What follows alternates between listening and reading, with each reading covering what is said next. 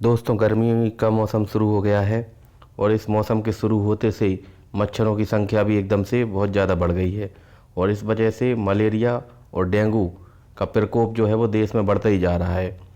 अभी हाल ही में मेरे एक पेशेंट की इसी डेंगू की वजह से मौत हुई है। तो आखिर उस पेशेंट ने कौन सी ऐसी चूक कर दी जिसकी वजह से कि वो जो है वो ट्रीटमेंट लेने में उससे लापरवाही हो गई, जिसकी वजह से उसकी मौत हो गई। ये सारा कुछ आज इस वीडियो में मैं आपको बताऊंगा।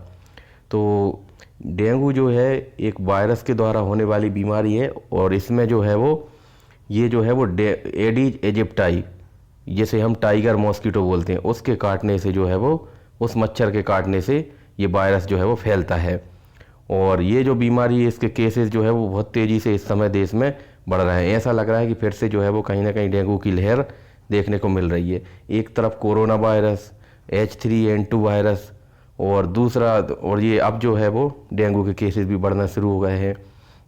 तो इसके कारण जो है वो बहुत सारी मौतें भी हो रही हैं। तो मौतें किस वजह से हो रही हैं वो समझना बहुत ज़रूरी है, क्योंकि अगर हम डेंगू के जो सिम्टम्स होते हैं उनको शुरुआती स्टेज में ही पहचान लेंगे और साथ में जब कुछ ऐसे लक्षण आते हैं जो कि गंभीर डेंगू की तरफ इशारा करते हैं, अगर हम उनको समय रहते पहचान लें और समय रहते ब्लड टेस्ट करा लें और समय रहते उपचार करा लें तो हमारी जो है वो जान बच सकती है।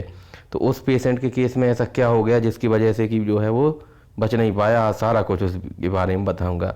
देखिए, वो जो पेशेंट दरअसल था उसको तकरीबन एक हफ्ता पहले, यानी कि जब वो मेरे पास आया था उसके लगभग उसको 7 या 8 दिन पहले से उसको जो है वो बुखार आया था। 8-10 दिन पहले, हाँ लगभग 8 से 10 दिन पहले की बात है ये। उस समय उसको बुखार आया था और उसने जो है वो कुछ दवाई वगैरह ले ली मेडिकल से और फिर जो है वो ठीक हो गया था। फिर उसको कुछ दिन बाद यूरिन के रास्ते जो है वो लाल कलर का यूरिन आ रहा था, यानी यूरिन में कहीं ना कहीं ब्लड जा रहा था। तो उसने डॉक्टर को दिखाया, साथ में उसको यूरिन करते समय जलन भी हो रही थी। तो वो जो डॉक्टर हैं उन्होंने जो है वो जो है उनको ये लगा कि ये शायद यूरिनरी ट्रैक्ट इन्फेक्शन है, यूटीआई जिसको हम बोलते हैं। तो उन्होंने जो है वो यूटीआई मानते हुए उस पेशेंट को कुछ एंटीबायोटिक्स दी और साथ में कुछ एल्कासिट्रल सिरप थी वो पीने के लिए दी, यूरिनरी एल्कलाइजर। तो इसका ट्रीटमेंट वो ले रहा था।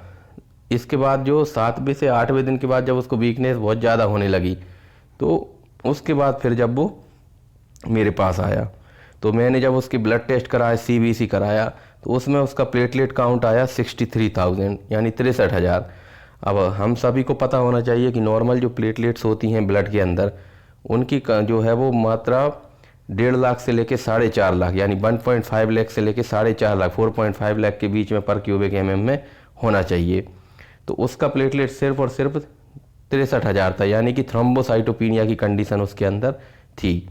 तो साथ में उसकी बॉडी पे कुछ रैसेस भी आ रहे थे। तो मैंने उसकी पूरी डिटेल हिस्ट्री ली तो उसने मुझे यही बताया कि जो है वो पेशाब में मुझे जलन होती थी, तो मैंने जो है वो सारा ट्रीटमेंट लिया। लेकिन उसके बाद भी मुझे जो है वो मेरी उसने साथ में एक सिम्टम और बताया कि मेरी जो टॉयलेट है, यानी कि जब मैं मल त्याग करने जाता हूँ, लेटरिन में जाता हूँ और जब मैं अपनी जो मल त्यागता हूँ तो वो उसके अंदर वो भी जो है वो फीसेस जो है वो स्टूल जो है वो काले कलर का आ रहा है, एकदम काले कलर का। और साथ में उसने ये भी बताया कि पिछले 1-2 दिन से उसमें एकदम लाल ब्लड भी आ रहा है।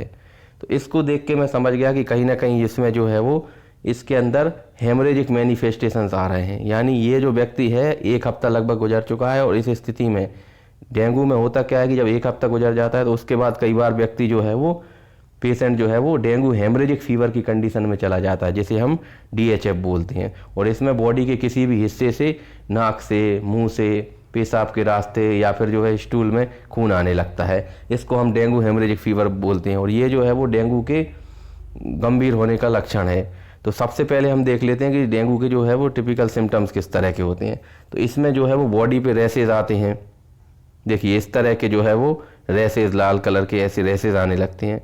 साथ में आंखों के पीछे जो है वो दर्द होता है, बहुत ज़्यादा सिर दर्द होता है और आंखों के पीछे खास तौर पे जिसे हम रेट्रो ऑर्बिटल पेन बोलते हैं वो होता है।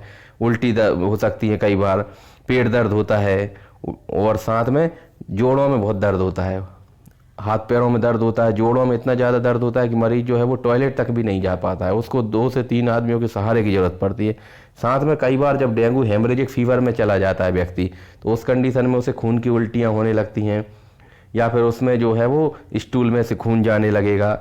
तो ये गंभीर सिम्टम, या फिर उसके जो मसूड़े होते हैं गम्स, वहाँ से ब्लीडिंग होने लगेगी, नोज़ में से नाक के अंदर से ब्लीडिंग होने लगेगी, ये फिर जो है वो डेंगू।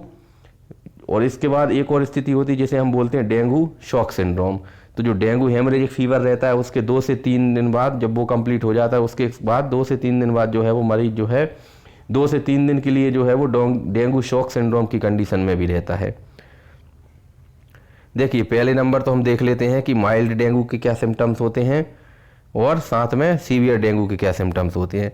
तो माइल्ड डेंगू की हम बात करें तो इसमें बुखार आएगा शुरू में, और ये स्टेज जो है वो 2 से 7 दिन तक चलेगा। ये 1 हफ्ते में लगभग ये डेंगू जो है वो ठीक हो जाएगा। कई बार तो एसिम्टोमेटिक रहता है, यानी मरीज को किसी भी तरह के कोई लक्षण ही नहीं आते, हल्का सा बुखार आएगा, थोड़ा बहुत सिर दर्द होगा और अपने आप ही ठीक हो जाएगा, थोड़ी बहुत पेन किलर्स वगैरह ले लेगा। और बहुत से बहुत उसको सिर दर्द हो सकता है, आंखों के पीछे दर्द हो सकता है, उल्टी हो सकती हैं, जॉइंट पेन हो सकता है, रैसेस हो सकते हैं।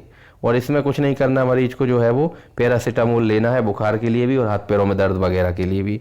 इसमें ना तो एस्पिरिन लेना है, क्योंकि एस्पिरिन जो है वो ब्लीडिंग की रिस्क को बढ़ा देती है। तो एस्पिरिन और आइबुप्रोफेन को जो है वो अवॉइड करना चाहिए। फिर कई बार क्या होता है कि जो इनिशियल सिम्टम्स आते हैं, यानी जो शुरुआती लक्षण आए पहले दिन, उसके बाद से लेके तीसरे से 7वें दिन के बीच में, और टिपिकली ये देखने को मिलता है लगभग 1 हफ्ते के बाद, उसमें मरीज के जो है वो अचानक उसका बुखार आना बंद हो जाता है, उसको अचानक से बहुत तेज पेट दर्द होने लगता है, लगातार उल्टियाँ होती हैं, तेज तेज सांस चलने लगती हैं, मसूड़ों से खून आने लगता है, खून की उल्टियाँ हो सकती हैं। तो ये जो है वो इंडिकेट करती है कि अब जो है वो डेंगू सीवियर स्टेज में जा चुका है। तो अब देख लेते हैं डेंगू हेमरेजिक फीवर होता क्या है।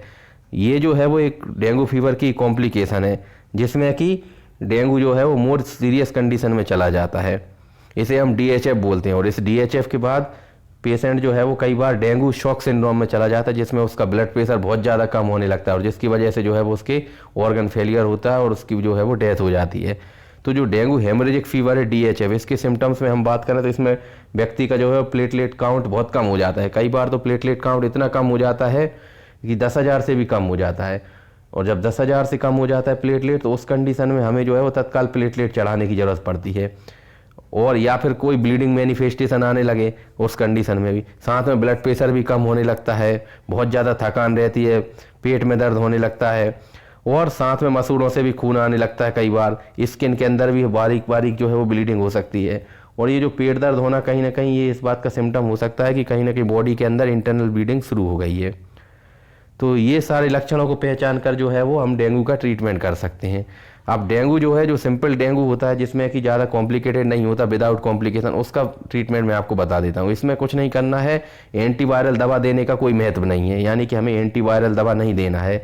सिर्फ इसमें करना क्या है कि डिहाइड्रेशन को अवॉइड करना है। इसके लिए हमें क्या करना है, पर्याप्त मात्रा में पानी पीना है, ORS पीना है, नारियल पानी पी सकते हैं। साथ में प्लेटलेट काउंट को बढ़ाने के लिए पपीते की जो पत्तियाँ होती हैं उनका जूस बना करके मरीज को पिला सकती है। साथ में आराम करने की सलाह दी जाती है। और किसी भी तरह का जो है वो बॉडी में दर्द हो रहा हो या फिर बुखार आ रहा हो तो उसके लिए सिर्फ और सिर्फ पैरासीटामोल देते हैं, इसके अलावा कोई और पेन किलर नहीं देते, क्योंकि किसी और तरह की पेन किलर देने पर प्लेटलेट काउंट हो सकता है और तेज़ी से डाउन होने लगे। तो इसलिए जो है सिर्फ और सिर्फ एसिटामिनोफेन यानी कि पैरासीटामोल देते हैं। तो उम्मीद है वीडियो पसंद आया होगा। वीडियो को लाइक कर दें, चैनल को सब्सक्राइब कर दें। Thank you so much.